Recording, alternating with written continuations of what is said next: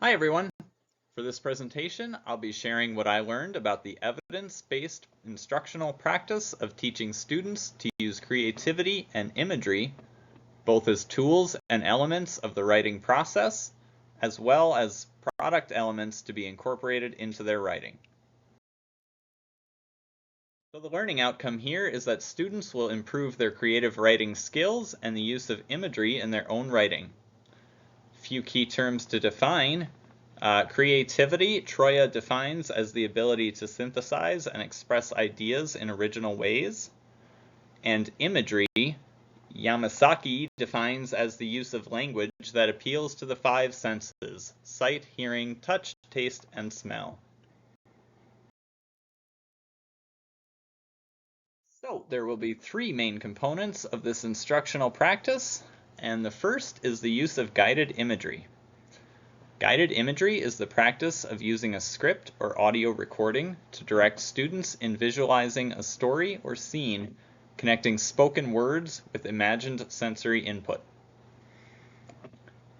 Students are taught how to construct mental images of events and things with strong sensory components, and then translate those images into written word.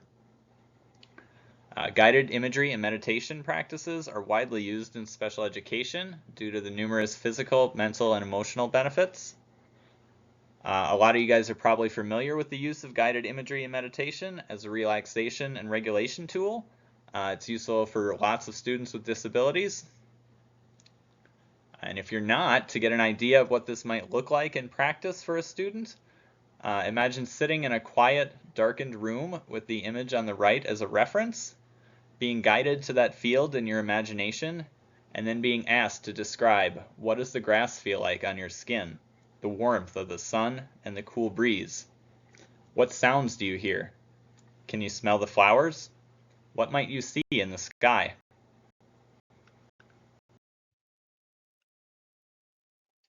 The second piece of this instructional practice focuses on students' reading choices. It has been shown that exposure to texts with strong imagery and creativity will boost students' creativity in their own writing.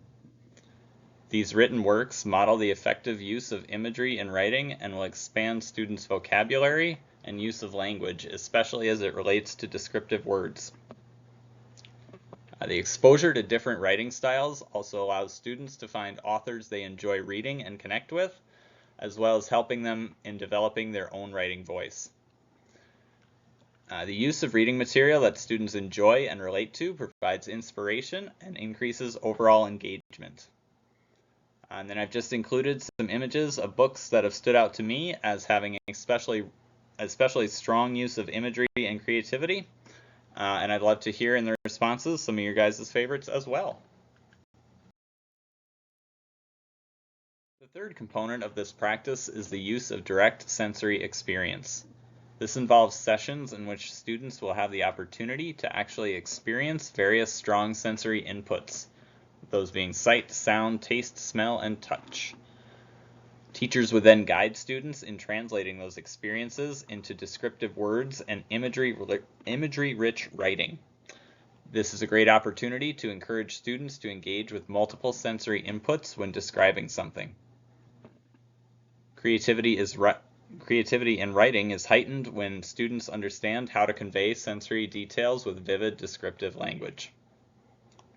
I think this is probably one of the most fun practices for teaching writing because it is just so flexible and allows for so many different experiences, such as touching objects while blindfolded, listening to music, tasting or smelling strong flavors, or viewing objects from new perspectives. But there really are so many more examples. This could encompass a very wide range of activities, and choosing the right ones could really have a positive effect on student engagement. And as you may have noticed, this is yet another evidence-based practice that integrates perfectly with the UDL framework and is easy to align with the 3 UDL principles. Teachers can achieve multiple means of representation through various formats like digital and printed text, audiobooks, spoken word, illustration and picture books, and guided imagery and sensory experiences tailored to individual student needs. Multiple means of engagement are possible by allowing students to explore different writing styles, genres, and subjects to appeal to a diverse range of interests, cultural backgrounds, and personal identities.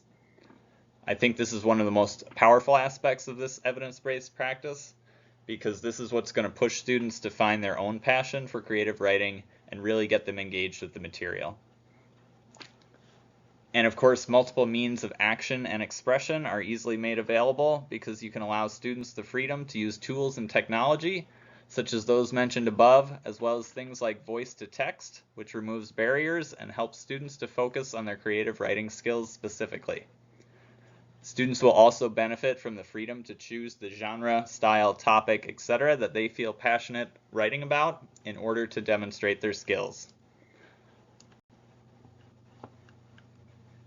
Overall, the use of creativity and imagery instruction is a highly effective, multifaceted, evidence-based practice that will be useful to virtually any teacher looking to improve their students' creative writing skills.